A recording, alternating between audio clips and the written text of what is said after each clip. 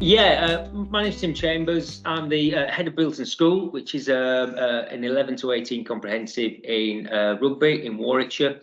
And we're looking for how to be forward thinking, cutting edge, really. And then you guys were part of that solution, really. And then what you were looking at in terms of the student voice and the online ability for students to be proactively commenting on how safe they felt was something that was incredibly appealing. And so whilst we were doing our own review of our policies, systems, culture across the staff, vigilance across the staff, which went out also to the students, what we could also say to the students is, we're also, working with this organisation, and again, I believe you're working with another school within the vicinity as well, to allow us to kind of gain and gather as much information as possible, so that the students' safeguarding experience in school, around school, and in their local community is as secure as is possible, really. I think, it's been an incredible asset to it, really. It gives a platform that I think students feel comfortable and safe to use. But you'll sometimes get threads and themes which might be anonymous, which allows us to do that "you said, we did" feedback, so that they might not directly have a response to their particular problem. But if their problem and concern is part of 4 or 5 that have come in from across the year group, then we can kind of do that "you said, we did" type of exercise, which again builds confidence in our ability to serve their needs as they become familiar with it. So it's a great universal provision. It's not necessarily directed to one gender, one age group, one socioeconomic slice of the school, or whatever it might be.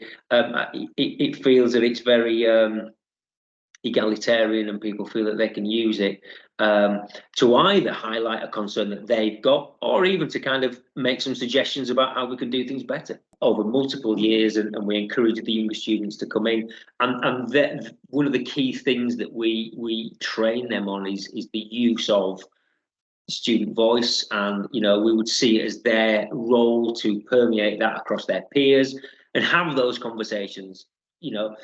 Teachers often are those people in authority, which some students might feel they're always being told to do something. If that message can come out from the peers, that sometimes lands better. It allows, when we have to have those, much more general conversations to the school population, remember, you can let us know if you don't want to come and speak to somebody face to face, or if you feel uncomfortable.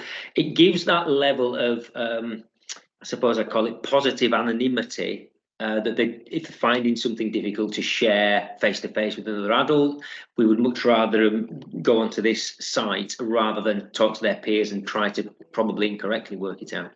It also allows them to understand that safeguarding and their own safety isn't just about when they're at school.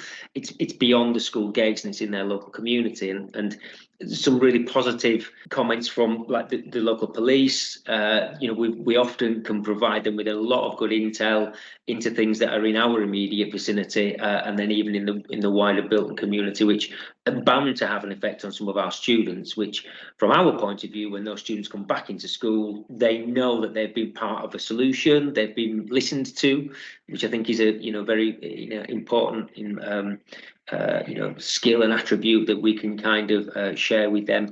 Some students don't necessarily, they're not that outgoing, they're not that confident. They might prefer to have a different outlet, and this just changes the culture of how they see their ability to share their concerns, really. We had our last Ofsted, we had a great quote which underpins the fact that student voice system, or the student voice system, helps to kind of enclose and wrap around all of those things. So they said, and I'm quoting, "You and other leaders take effective action to provide support for vulnerable pupils. For example, as part of your plan to support pupils back to school, staff works closely with vulnerable pupils' families. Leaders also introduce an online system for pupils to share their worries with staff.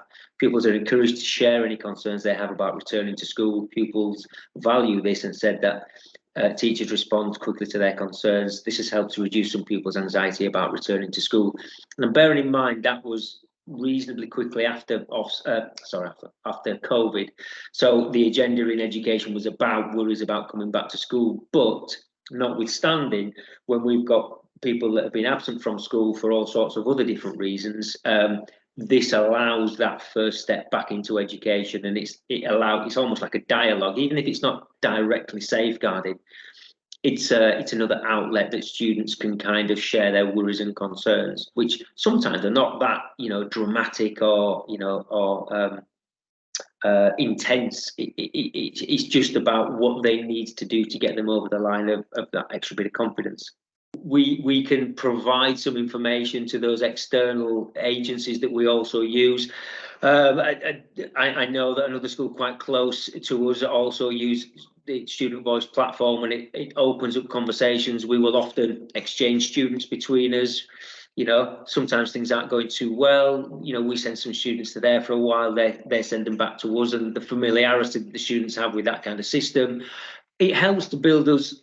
It helps to build this school and the next school along that cohesive element, and we can share information about the difficulties that those individuals might be having, and we can help to kind of cover off and support them in a I suppose much more efficiently than we might have done if we were just using it in isolation. So I think the network of schools using it, there's that overlap which is really beneficial and useful, and obviously staff across the schools. So rather than it being an accusational question, it all adds, the small pieces can add up to a bigger picture, and I think what's really important is that the history of it remains. So it tracks it that certain things might happen at regular instances, or a combination of seemingly unconnected events can create a bigger picture of a flag that might go up, or a concern. Could just be a welfare check, conversation with home, bringing parents in and having a chat, providing of signposting parents and students to other agencies beyond the school dates, whether that be to do with CAMS or RISE or mental health, or any other of the agencies that we work with. It creates almost like a linked net of support for the students beyond just that coming from the school.